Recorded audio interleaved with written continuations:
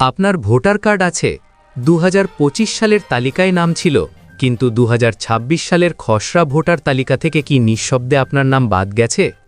অনেক মানুষ না জেনেই আজ তাদের ভোটাধিকার হারানোর ঝুঁকিতে। মাত্র এক ক্লিকেই আপনি জানতে পারবেন আপনার নাম আছে নাকি কাটা গেছে।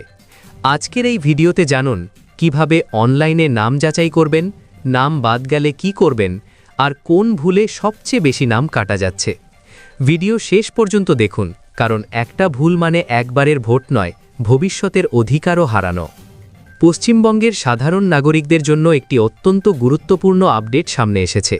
2025 সালের ভোটার তালিকায় আপনার নাম থাকলেও 2026 সালের এসআইআর বা খসড়া ভোটার তালিকা থেকে তা বাদ যেতে পারে। নির্বাচন কমিশনের নিয়ম অনুযায়ী নিয়মিত তথ্য যাচাইয়ের প্রক্রিয়ায় অনেক সময় নাম বাদ পড়ার সম্ভাবনা থাকে। তাই আপনার নাম এই নতুন খসড়া তালিকায় সুরক্ষিত আছে কিনা তা যাচাই করে নেওয়া এবং কোনো কারণে নাম বাদ পড়লে দ্রুত ব্যবস্থা নেওয়া প্রতিটি সচেতন নাগরিকের দায়িত্ব। আজকের এই প্রতিবেদনে আমরা বিস্তারিত আলোচনা করব কিভাবে আপনি বাড়িতে বসেই অনলাইনে এই স্ট্যাটাস চেক করবেন এবং নাম বাদ পড়লে আপনার করণীয় কী। অনলাইনে ভোটার তালিকা যাচাই করার পদ্ধতি। আপনার নাম এসআইআর খসড়া তালিকা থেকে বাদ পড়েছে কিনা তা জানার জন্য আপনাকে নির্দিষ্ট পোর্টালে নিচের লিঙ্কে গিয়ে কয়েকটি সহজ ধাপ অনুসরণ করতে হবে। নিচে বিস্তারিত প্রক্রিয়াটি দেওয়া হলো। সরাসরি লিঙ্ক www.ceo.www.ben.gov.in/asd/sir। 1. জেলা নির্বাচন। প্রথমে সংশ্লিষ্ট পোর্টালে প্রবেশ করে সিলেক্ট ডিস্ট্রিক্ট অপশনটি খুঁজুন। সেখান থেকে আপনার নিজের জেলা, যেমন উত্তর 24 পরগনা, দক্ষিণ 24 পরগনা, হুগলি, পূর্ব মেদিনীপুর ইত্যাদি নির্বাচন করুন। 2. বিধানসভা কেন্দ্র নির্বাচন।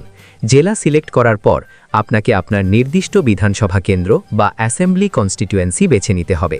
উদাহরণস্বরূপ, আপনি যদি বনগাঁ উত্তর, দেগঙ্গা বা গাইঘাটা এলাকার ভোটার হন, তবে তালিকা থেকে সেই নামটি সিলেক্ট করুন। 3. পোলিং স্টেশন বা স্কুল নির্বাচন।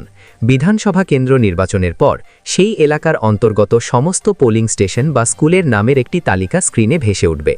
এখান থেকে আপনি সাধারণত যে স্কুলে বা কেন্দ্রে ভোট দিতে যান, যেমন স্থানীয় প্রাথমিক বিদ্যালয় বা হাই স্কুল, সেটি খুঁজে বের করুন।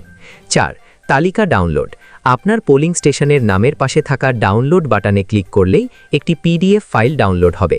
এই ফাইলটিতেই প্রয়োজনীয় তথ্য রয়েছে। ডাউনলোড করা তালিকায় কি তথ্য আছে? ডাউনলোড করা পিডিএফ ফাইলটি মূলত তাদের তালিকা যাদের নাম বিএলও বা নির্বাচনী আধিকারিকরা ফিল্ড ভেরিফিকেশনের সময় খুঁজে পাননি বা তথ্যে অসামঞ্জস্য পেয়েছেন।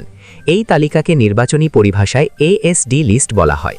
এতে সাধারণত নিচের তথ্যগুলি উল্লেখ থাকে: ভোটারের এপিক নাম্বার, ভোটারের নাম এবং অভিভাবকের নাম, বয়স এবং লিঙ্গ, তথ্য সংগ্রহ বা ভেরিফিকেশন না হওয়ার নির্দিষ্ট কারণ, নাম বাদ পড়ার সাধারণ কারণসমূহ। যদি দেখেন ডাউনলোড করা তালিকায় আপনার নাম রয়েছে, তার মানে হলো মূল খসড়া তালিকায় আপনার নাম অন্তর্ভুক্ত করা হয়নি। এর পেছনে সাধারণত 3টি প্রধান কারণ থাকে, যা নিচে একটি টেবিলের মাধ্যমে তুলে ধরা হলো। কারণ: মৃত, ভোটার মারা গিয়ে থাকলে তার নাম তালিকা থেকে বাদ দেওয়া হয়। অনুপস্থিত, ভোটারকে বাড়িতে পাওয়া না গেলে বা দীর্ঘ সময় ধরে এলাকায় অনুপস্থিত থাকলে। স্থায়ীভাবে স্থানান্তরিত, ভোটার অন্য কোথাও স্থায়ীভাবে চলে গেলে, যেমন মেয়েদের বিয়ের পর ঠিকানা পরিবর্তন।